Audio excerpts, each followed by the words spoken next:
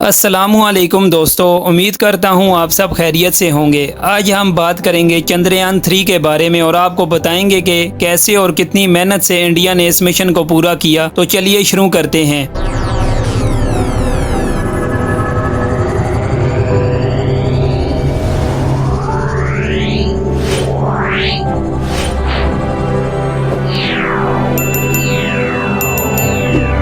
22 अक्टूबर 2008 ये वो दिन था जब इंडिया चंद्रयान 1 लॉन्च करता है। चंद्रयान 1 इंडिया का पहला ल्यूनर मिशन था जिसका मकसद चांद की सरफेस को एक्सप्लोर करना और साइंटिफिक डेटा इकट्ठा करना था। लेकिन इसकी लॉन्च के एक साल बाद यानी अगस्त 2009 में इंडिया बदकिस्मती से इस मून क्राफ्ट के साथ कनेक्शन खो देता है और यहीं पर इंडिया का पहला ल्यूनर मिशन खत्म हो जाता है। लेकिन इसके एक साल के दौरान इंडिया इस मिशन से काफी कुछ हासिल कर लेता है, जैसे कि ये मिशन इंडिया को डेटा और डिस्कवरीज देता है कि चांद की सतह पर वाटर मालिक्यूल्स हैं और इसके अलावा चांद पर मैग्नीशियम, कैल्शियम और आयरन की मौजूदगी भी शामिल है। चंद्रयान 1 के 10 साल बाद एक दफा फिर इंडिया अपना मून क्राफ्ट चांद पर भेजने के बारे में सोचता है और ये पहले से ज्यादा मुश्किल मिशन था और इस क्राफ्ट को चंद्रयान 2 का नाम दिया गया। इस दफा इंडिया चांद की सतह को और करीब से देखना चाहता था, जिसमें चांद के बारे में मजीद मालूमात इकट्ठा करना था। लिहाजा 22 जुलाई 2019 को भारत अपने लॉन्च व्हीकल के जरिए चंद्रयान 2 को लॉन्च करता है। इंडिया का मिशन था कि इस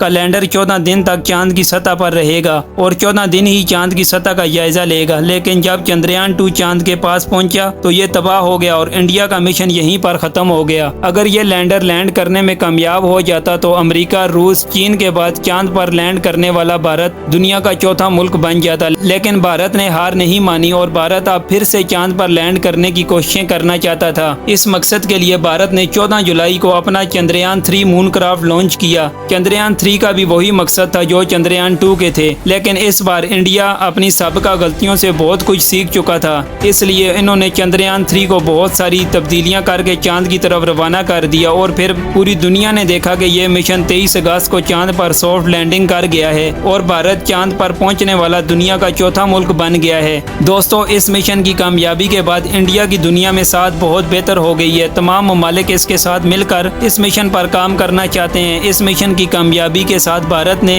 यह भी कह दिया कि वो आगे किन मिशन पर काम करना चाहता है। ये मार्स पर मिशन भेजेंगे और दूसरे सियारों पर जाएंगे। भारत का इरादा यह है कि वो जमीन के बजाय चांद की सतह से अगले मिशन को लॉन्च करें। इस सूरत हाल में अमेरिका, चीन और जापान जैसे बड़े ममालिक भारत के साथ मिलकर काम करने के ख्वाहिशमंद हैं और मुस्तकबिल का प्लान ये भी है कि चांद पर अपने स्पेस स्टेशन कायम करें ताकि वहां से दूसरे सियारों पर मिशन भेजे जा सकें। दोस्तों, भारत पूरी दुनिया में इस मिशन के साथ एक मुकाम हासिल कर चुका है। दरअसल भारत ने ये मिशन चांद के साउथ पोल पर भेजा है। ये ऐसा रसाई के लिए बहुत मुश्किल था। कोई दूसरा ममालिक चांद के इस हिस्से पर नहीं पहुंच सका क्योंकि यहाँ सूरज की रोशनी नहीं है और यहाँ बहुत बड़े बड़े गड्ढे हैं। ये एक ऐसा हिस्सा है जहाँ पहुँचना काफी मुश्किल है। अब भारत का ये मिशन कामयाबी से पूरा हो गया है। इसकी वजह से इसकी पूरी दुनिया में धूम मची हुई है। भारत की तरफ से अपने मिशन की कामयाबी के बाद तस्वीर भी शेयर की गई है जिससे इसकी सैटेलाइट चांद की सतह पर देखी जा सकती है। अब तमाम ममालिक भारत के साथ काम करने की कोशिशें करेंगे। इस वजह से भारत में बहुत बड़ी बड़ी इन्वेस्टमेंट भी की जाएंगी और जब कोई भी मुल्क इस तरह तरक्की करता है तो दुनिया की सुपर पावर्स की तरफ से इस मुल्क में बहुत सी इन्वेस्टमेंट की जाती है। वहाँ के साइंसदानों, इंजीनियर्स को बहुत बड़े बड़े प्रोजेक्ट्स के लिए हायर किया जाता है। इस तरह दुनिया के कई बड़े ममालिक की इन्वेस्टमेंट भारत में की जाएंगी जिसकी वजह से भारत की मैशियत बहुत बेहतर हो जाएगी। इस मिशन की कामयाबी के साथ ही पूरी दुनिया भारत की मकरूज हो गई है और भारत सबसे एक कदम आगे निकल चुका है और अब तमाम बड़े ममालिक भारत के साथ डिपेंड करेंगे कि वो अपने मिशन को भी आगे लेकर जा सकें। दूसरी तरफ अगर हम पाकिस्तान की बात करें तो स्पेस तो क्या, हम टेक्नोलॉजी में भी हम भारत से बहुत पीछे हैं। अगले कई साल तक हम भारत के करीब भी नहीं पहुंच सकते।